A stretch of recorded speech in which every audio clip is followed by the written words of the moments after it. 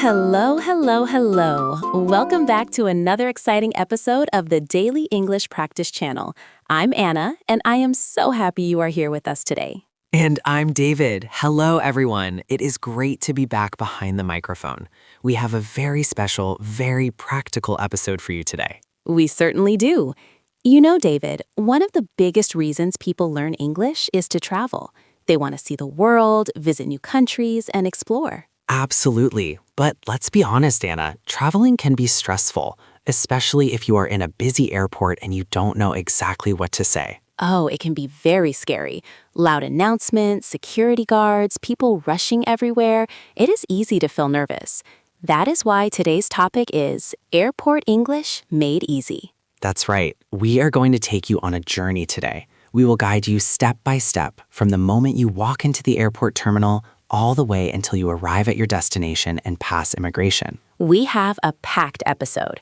We will cover vocabulary, role plays, listening practice, and my favorite part, how to answer difficult questions with confidence. Confidence is key, so sit back, relax, or if you're driving or jogging, keep moving, and let's get started. Are you ready, Anna? I was born ready, David. Let's go to the airport. Okay, imagine this. You have your bags packed, you take a taxi or a train, and you arrive at the departure hall. That is our first key phrase, departure hall.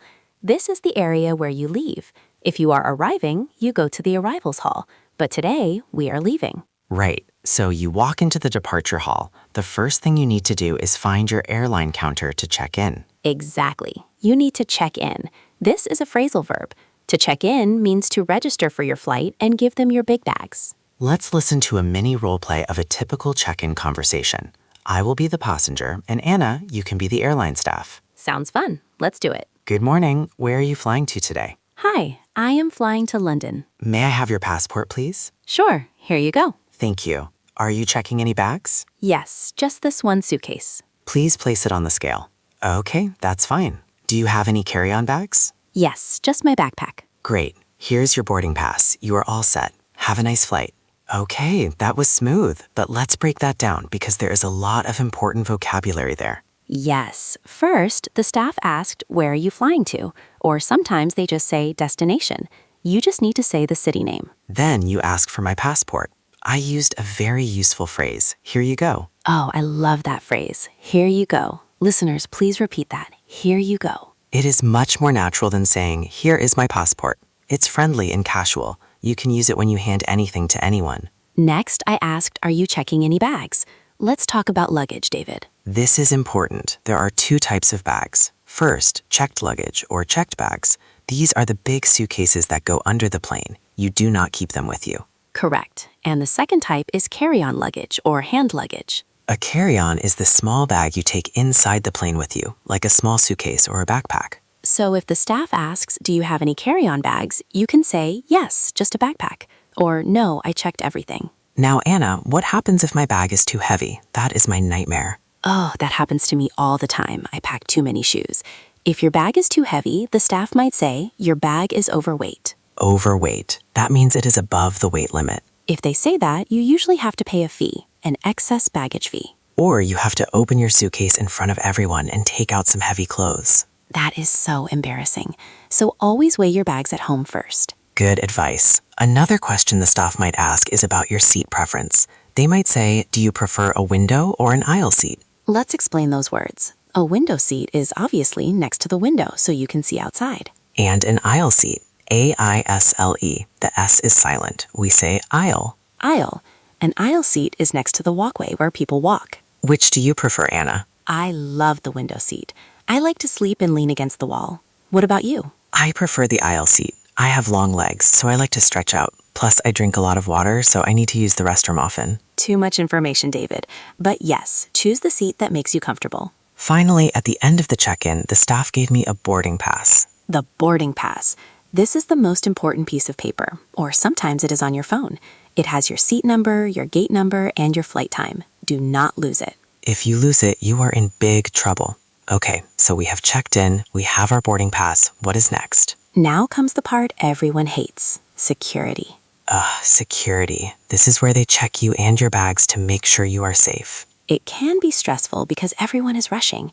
The security officers often speak very fast and very loudly. They do. They shout things like laptops out or shoes off. It can be overwhelming. Let's listen to a role play at the security checkpoint. Listen closely to the commands. Next, please put your bags on the belt.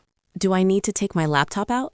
Yes, laptops and large electronics in a separate bin. Okay, what about my shoes? Yes, shoes off, belts and jackets off too. Empty your pockets. All right. Walk through the metal detector, please. Step back, please. Do you have any coins or keys in your pocket? Oh, I forgot my keys. Sorry. Put them in the tray and come through again. Whew, that was intense. It felt real. Okay, let's look at the vocabulary here. First, the bin or the tray. A bin or tray is the plastic box where you put your phone, wallet, keys, and bag to go through the X-ray machine. The officer said, empty your pockets. This means take everything out. This is a common mistake. People leave tissues or receipts in their pockets. Just take everything out to be safe. The officer also said, walk through the metal detector. The metal detector is the door frame machine that checks for metal. If it beeps, you have to stop. Sometimes they have a big machine where you have to stand with your hands up. That is called a body scanner. Yes, if they say hands up, just lift your hands. Don't worry, it only takes 3 seconds. Another important rule at security is about liquids. Oh yes, you cannot bring big bottles of water or shampoo. The rule is usually under 100 milliliters. If you have a full water bottle, they will make you throw it away. So drink your water before security. Exactly. So useful phrases to remember here are, do I need to take my shoes off? Is this okay in my bag? And remember, just listen for keywords: shoes, belt, laptop, pockets. If you hear laptop, take it out. If you hear belt, take it off. Simple is best. Don't try to have a long conversation with the security officer. They are busy. Just say okay and do it quickly. Great advice. Once you pass security, you have to put your shoes back on. That is always a funny scene. Everyone hopping around on one foot trying to put their shoes on. I always wear slip-on shoes when I travel. No laces. It saves so much time. That is a pro travel tip right there. Okay, we survived security. We have our shoes on. Now we need to find our gate. The gate is the specific door where you get on the plane. It will be a number like A4 or B12. Look at your boarding pass, but also look at the big TV screens in the airport. Sometimes the gate changes. Yes, that is very important. Always check the flight information screen. Look for your flight number. Let's learn some status words you might see on that screen. On time, delayed, canceled, boarding. On time is good. It means the plane will leave when it is supposed to. Delayed. This is bad. It means the plane is late. Maybe by 30 minutes, maybe by 2 hours. Canceled. This is terrible. It means the flight is not going. You have to go talk to the airline immediately. And boarding means people are getting on the plane right now. Run to the gate. Let's imagine we are at the gate. We are waiting. Suddenly, we hear an announcement. Let's listen. Announcement roleplay. Attention please. This is the pre-boarding announcement for Flight 880 to London. We are now inviting passengers with small children or those requiring special assistance to begin boarding at this time. Please have your boarding pass and passport ready. Okay, that was a pre-boarding announcement. They usually let families with babies or people in wheelchairs get on first. Then they will call by groups or zones. Look at your boarding pass. It might say Group 3 or Zone 4. Don't stand in line until they call your group. I see this all the time. People stand in line when it is Group 1, but they are in Group 5. Just sit down and relax. Exactly. Wait for your turn. When you get to the front, the staff will scan your pass. And then you walk down the jet bridge. The jet bridge. That is the tunnel that connects the airport building to the airplane. And finally, you are on the plane. You find your seat, put your bag in the overhead bin, and buckle your seatbelt. The overhead bin is the storage space above your seat. Fasten your seatbelt. You will hear that phrase a lot. It means to click the belt so you are safe. Okay, we fly for 8 hours. We watch some movies, eat some airline food. Which is usually not very good. It's terrible, but we eat it anyway. And then we land. And finally, we are at the final step. And for many English learners, this is the most nervous part: immigration or passport control. This is where an officer decides if you can enter the country.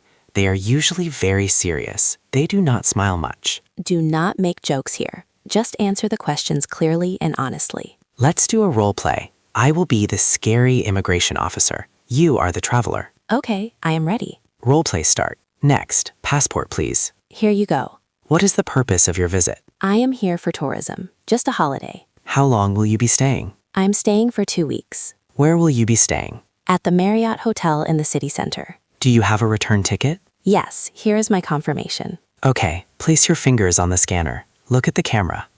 Welcome to the UK. Wow, you were very serious, David. I tried my best. Let's look at those questions. They are very common. The number one question is, what is the purpose of your visit? Purpose. This means why. Why are you here? There are usually 2 main answers: tourism or vacation or holiday, business. Keep it simple. Don't tell them your whole life story. Just say, tourism. If you are visiting family, you can say visiting family. The next question was, how long will you be staying? Be specific.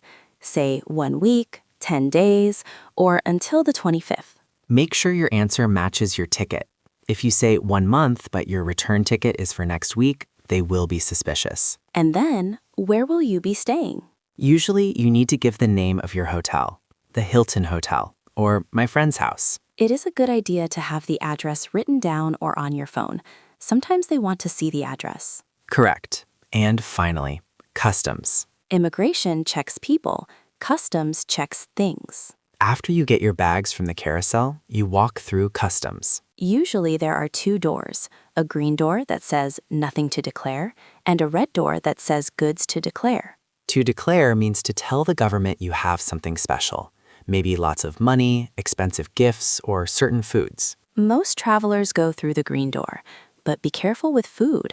Many countries do not let you bring fruit, vegetables, or meat. Yes, do not bring an apple into the USA or Australia. You will get a big fine. If an officer stops you at customs, they might say, "Do you have anything to declare?" If you just have your clothes and personal items, you say, no, nothing to declare. And then you are free.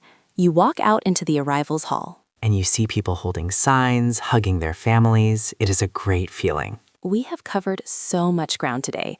Let's review some of the most important vocabulary words we learned. I love a good review. It helps our brains remember. Let's do a rapid fire round. I will say the definition and you say the word. Listeners, you try to guess before Anna does. Okay, I am ready. Number 1, the place where you walk onto the plane from the airport building. The jet bridge? Correct.